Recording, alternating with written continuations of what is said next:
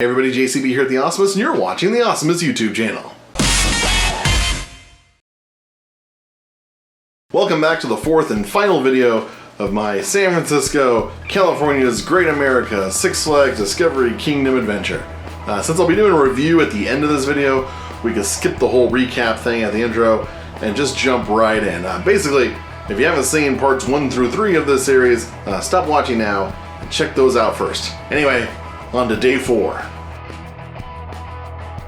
We started by taking an Uber to our rental car, which we had parked overnight at a lot a bit further away from the hotel. Turns out it was actually right across from a federal court building. We got in the car and the Awesomeness drove across town to Lombard Street, since I didn't really like the fact that I had physically driven it and she hadn't. So once again we made our way down the crookedest street in America and the easiest street in San Francisco. We then drove through another tunnel, across the Golden Gate Bridge, through a third tunnel, and then kept driving for like another hour before we got to Vallejo, California, and had a late breakfast at the Black Bear Diner. You might remember we stopped and had breakfast here the last time we came to Six Flags Discovery Kingdom. There's a video about that trip on my channel too. In fact, there should be a little card appearing over here in the corner right about now. We arrived at the park a little after opening and made our way inside. We haven't actually been to this park since 2016, so a lot of small things have changed. The park is still really beautiful though. I wish Magic Mountain would invest in some plant life. Today we are at Six Flags Discovery Kingdom. Again. My goal for this trip was to ride V2 Vertical Velocity, which is now called the Flash Vertical Velocity. But it wasn't open yet and they were just running empty trains for most of the day. One of the new rides they have put in since we last visited was this S&S Free Spin Batman. We've of course been on these S&S Free Spin rides before. There's one called Batman in Fiesta, Texas, and one called the Joker in Six Flags Over Texas, I think. But they're still a lot of fun. Next we went on Superman the Ride, which ended up being pretty funny. My wife had barely finished strapping into the ride when the ride operator was like, ready? And then they just launched it. And my wife spent the first 10 seconds of the ride just repeating frantically, I wasn't ready, I wasn't ready. And I was just laughing my ass off. I do wish this ride was longer, but even with the short ride time, it is still pretty fun. Next we hit up my favorite ride at the park, the RMC conversion of Roar, known as the Joker. As I said in my last video, RMC is probably my favorite roller coaster manufacturer, and the Joker is a great ride. It's not as big as some of the other RMCs I've been on, like Iron Rattler comes to mind, but it still has a bunch of great elements crammed into it, and it makes for a great coaster worth every moment you spend in line. While we were standing in line for the Joker, I decided to show off the San Francisco shirt I bought my wife, as well as my brand new California Great America shirt. One of the other rides that we wanted to check out and see if they had updated was their 4D like movie theater type ride that we went on back in 2016 when it was themed after, what's that movie called, the giant robots? Not Transformers, Pacific Rim. Yeah, that one. The Not Transformers. It was themed after that. And we had heard that before that it was like dinosaur themed, so we were curious of what it was now, but turns out it was closed. They don't have anything in there right now, which was a little disappointing. On the way up there though, we stopped by the dolphin tank and said hello to these little guys as they swam by.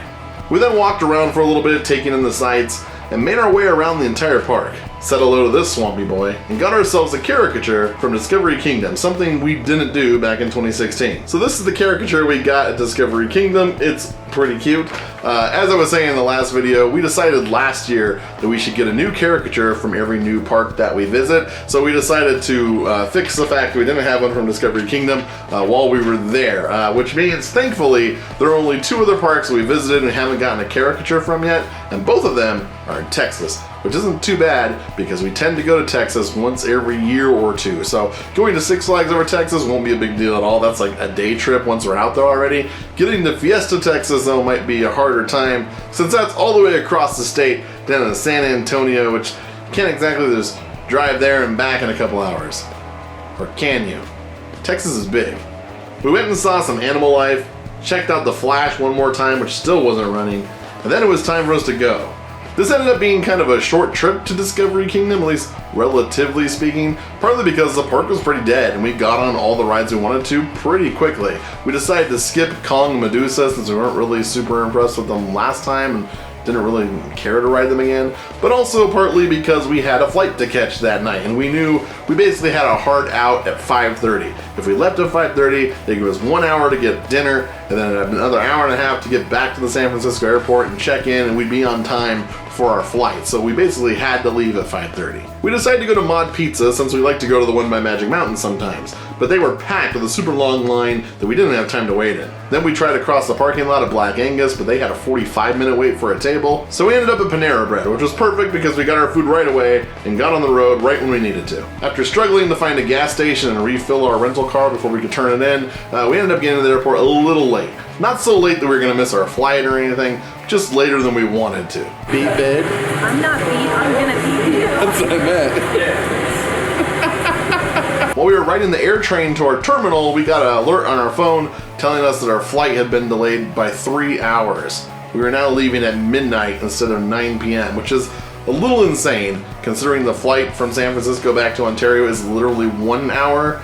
3 hours seems kind of crazy. We were a little relieved because it means we didn't have to rush, but at the same time, we didn't really want to spend multiple hours just killing time in an airport, and we had cut our trip to Six Flags short, and we had chosen our third choice for dinner because we were rushing to get back into town, so it kind of sucked. We decided to grab a drink and just try to enjoy the fact that we didn't have to do anything or be anywhere for a while. Fast forward a few hours and one flight later, and we are back in Southern California where the streets are mostly normal and you have to really piss someone off before they'll pee on your car.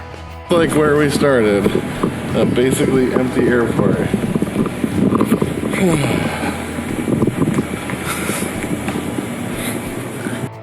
We are back in Southern California at the airport. You happy to be home? No. We're almost home. What did you think of San Francisco? I'm not going back. Maybe for Alcatraz? We really go.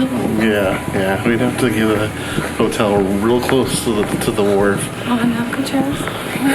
That'd be nice. Go to Alcatraz, That'd be nice. get dinner, and then go back home, like within like a weekend. I'm in. Okay. Otherwise, no. Alright, let's recap real quick and rate every aspect of our trip. Six Flags Discovery Kingdom gets an A+, it's still such a great park. The Black Bear Diner was the best breakfast we had our whole trip, so it too gets an A+. The Santa Cruz Boardwalk was amazing, so it too gets an A+. California's Great America also gets an A+, I'm just handing them out like candy right now. It's just a fantastic park all around. It needs more rides, but it's amazing. Home Skillet gets a C, it wasn't great.